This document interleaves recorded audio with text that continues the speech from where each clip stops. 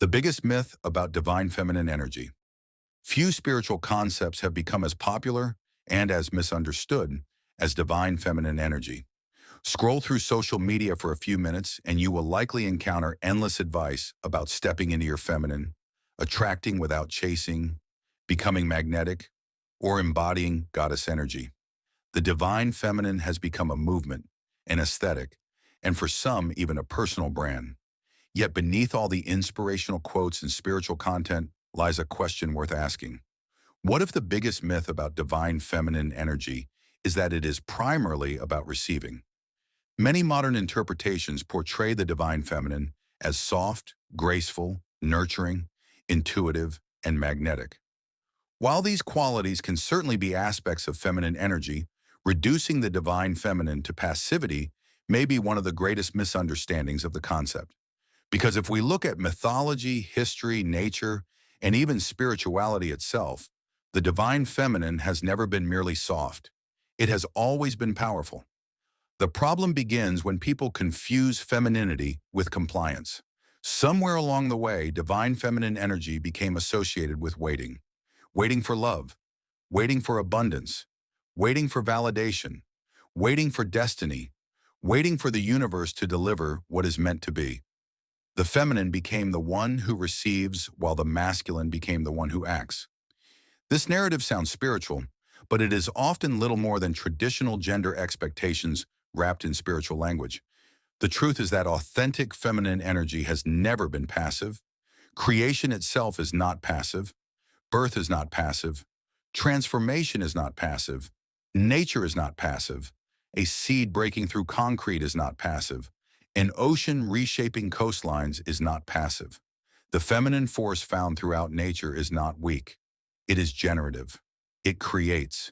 It destroys. It nurtures. It transforms. It adapts. It survives. Ancient cultures understood this far better than many modern spiritual spaces do. When people think of goddesses, they often imagine beauty, love, and compassion. Yet many divine feminine figures throughout mythology were also warriors, protectors, judges, and agents of transformation. The feminine was not merely the energy that comforted, it was also the energy that challenged. It was not only the force that gave life, it was also the force that demanded growth. In many ways, the divine feminine represents reality itself. Reality nurtures us. Reality teaches us. Reality creates opportunities. But reality also forces us to confront uncomfortable truths. Growth rarely occurs without discomfort. Transformation rarely occurs without endings. The feminine archetype contains both. Another myth surrounding divine feminine energy is the belief that it exists only within women. This misunderstanding creates unnecessary division. Despite the language used to describe masculine and feminine energies, these concepts were never intended to refer exclusively to biological sex.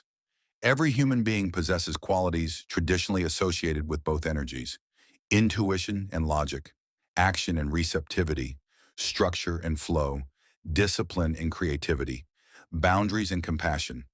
Healthy individuals learn to integrate both. When people become overly attached to one side, imbalance emerges. Someone who embodies only masculine traits may become rigid, controlling, and disconnected from emotion.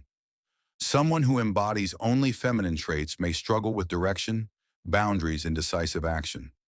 Wholeness requires integration. The goal is not to eliminate one energy in favor of the other. The goal is harmony. Perhaps the most damaging myth of all is the belief that divine feminine energy makes life easier.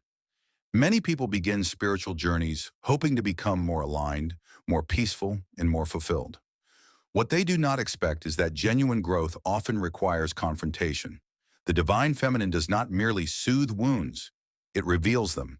It does not simply provide comfort, it demands authenticity. People often imagine awakening as a beautiful process filled with synchronicities and spiritual breakthroughs.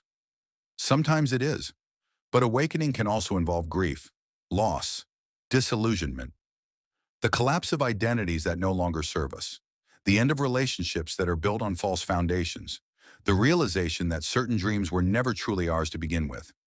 In this sense, the divine feminine behaves less like a fairy godmother and more like nature itself. Nature does not negotiate with illusion. A tree cannot continue growing if its roots are unhealthy. A garden cannot flourish if weeds are never removed.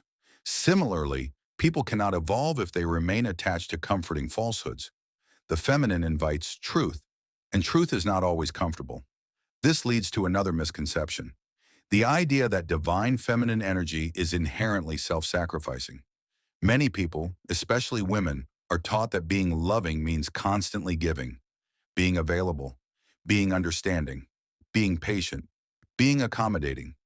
Over time, self-sacrifice becomes mistaken for spiritual growth. Yet true feminine wisdom recognizes the difference between compassion and martyrdom. The sun gives light to everything around it, yet it does not diminish itself in the process.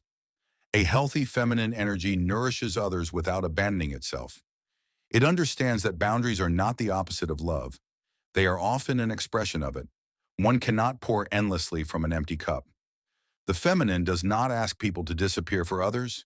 It asks them to become fully present within themselves. Perhaps this is why so many people misunderstand divine feminine energy.